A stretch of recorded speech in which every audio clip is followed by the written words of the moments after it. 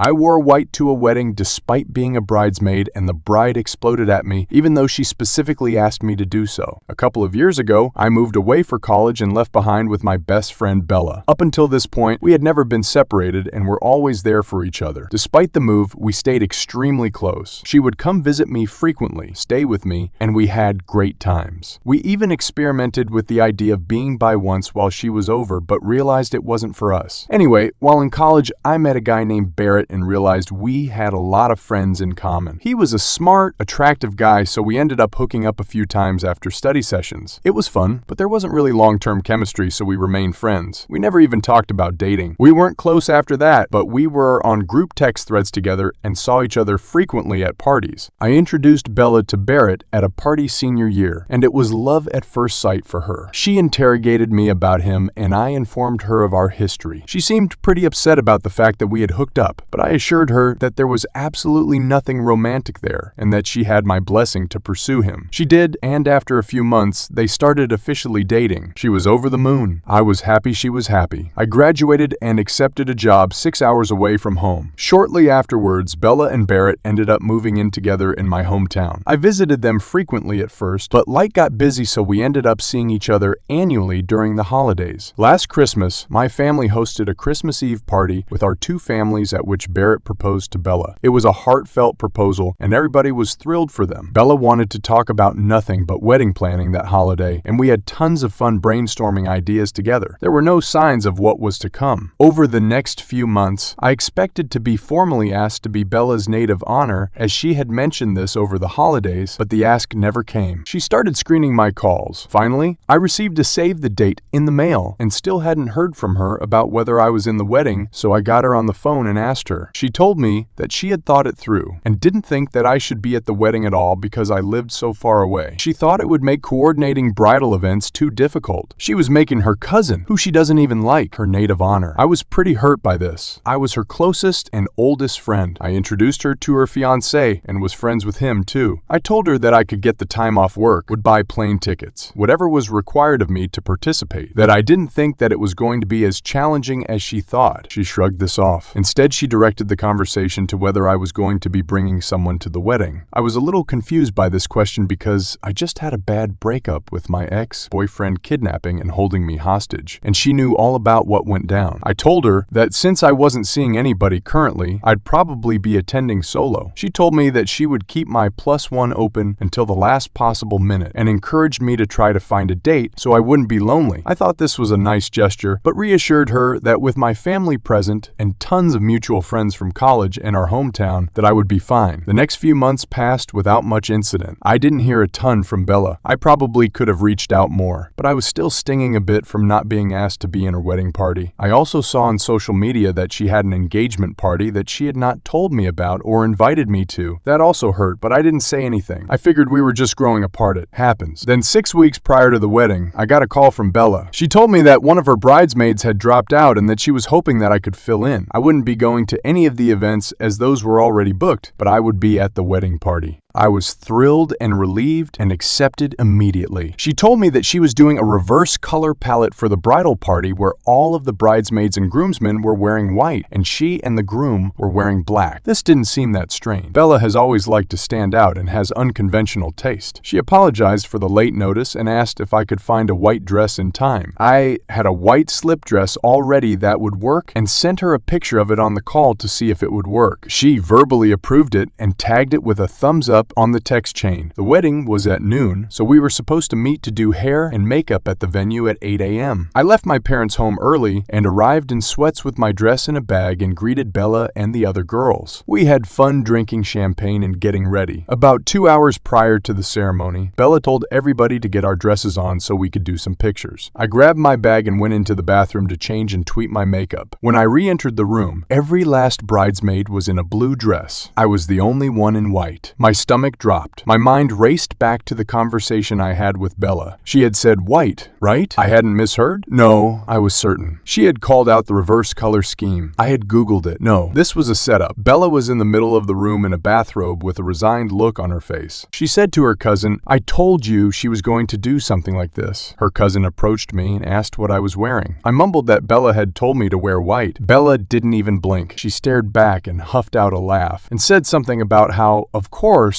I would have to make today all about me. The cousin started screaming at me, going off on me about how I was jealous in love with Barrett and how completely unhinged I was. Honestly, I froze in that moment. I was so spun around by how fast everything went from great to crap, I couldn't even find the words to defend myself. Eventually, I stammered out that I had another dress at my parents' house and could go home and change. Bella said something like, "I think we both know that this is the end of our friendship. I've given you too many chances. It's time for you to go." I started to cry. I didn't really know what was happening or what she was talking about, but I knew that whatever was going down was really bad. Finally, my legs started to work again and I fled. I left all of my things at the venue and just ran to my car and went home, sobbing in the white dress. About a half hour later, my phone blew up. Texts from nearly everyone in my life telling me that I was bitter, that I was a that I needed to grow up and get over my jealousy, asking how I could do that to Bella. Even my mother sent me a text telling me how disappointed she was in me and that we'd talk when they got home. I did what any rational person would do in the situation. I broke into my parents' liquor cabinet and got drunk. As a result, the conversation when my parents finally arrived home was somewhat confused. My dad wouldn't even look at me, and my mom and I kept talking past each other. She outright didn't believe that I had been told to wear white, and I didn't understand why. Then finally, she said something like, "Because of everything else that happened." And I was like, "What are you talking about? What does that mean?" And she said, "You know, your ultimatum to Bella." The next few hours revealed the truth. Over the last several months, Bella has been building a fiction with nearly everyone in my life that I am mentally unstable and madly in love with Barrett. She has concocted a web about language tales and systematically poisoned my family and friends against me. Apparently, I told Bella that she needs to choose between me and Barrett. Never happened. Apparently, I told Bella that I couldn't be in the wedding party because I couldn't support her marriage given that Barrett was meant for me. Lie. I had a major meltdown before the engagement party, and that's why I wasn't there. On and on. Lies on top of lies. In all of these stories, Bella has painted herself as the patient, long-suffering friend trying to deal with a friend clearly going through a tough time. She expressed understanding for my unrequited love for Barrett and empathized with how hard it must be for me to see her marry the love of my life, and has made great efforts